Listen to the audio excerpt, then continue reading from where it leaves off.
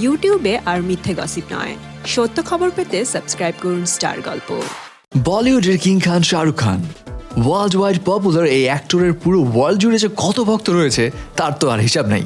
এবং শাহরুখ খানের next project কি, নেক্সট ফিল্ম কি, সেটা নিয়ে তো ভক্তদের আগ্রহের শেষ নেই। তবে শাহরুখের জিরো মুভি আশানুরূপ ব্যবসা না হওয়ায় শাহরুখ খান বোধহয় এবার একটু কনসার্ন হয়ে গেছেন এই ফিল্ম চুজিং এর ব্যাপারে। শাহরুখ খানের নেক্সট প্রজেক্ট যে আসলে কি হতে যাচ্ছে এটা নিয়ে কেন জানি এক ধরনের ধোঁয়াশায় সৃষ্টি হয়ে আছে। ওয়েল, যাই হোক, এবার শোনা গেল আরেকটি নতুন খবর। ইন্ডাস্ট্রিতে গুঞ্জন উঠেছে যে শাহরুখ খান নাকি এবার তামিল সিনেমায় অ্যাক্ট করছেন।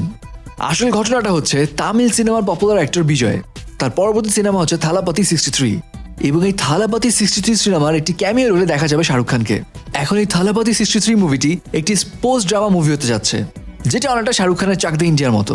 এবং এই সিনেমায় বিজয় প্লে করবে একজন ফুটবল কোচের ভূমিকায়।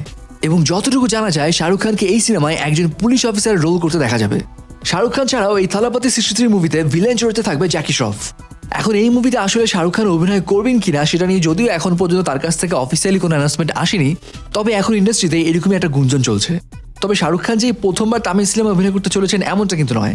এর আগেও তিনি হে রাম নামে একটি মুভিতে অভিনয় করেছেন, যেই মুভিতে তিনি কমল হাসানের বন্ধু রোল প্লে করেছেন। সো ভিউয়ার্স, বিজয়ের সাথে শাহরুখ খানকে এই তামিল সিনেমায় দেখতে আপনার কাছে কেমন লাগবে? কমেন্টস করে জানিয়ে দিন আপনার মতামত। সাবস্ক্রাইব স্টার গল্প আর বেল আইকনে ক্লিক করতে ভুলবেন না।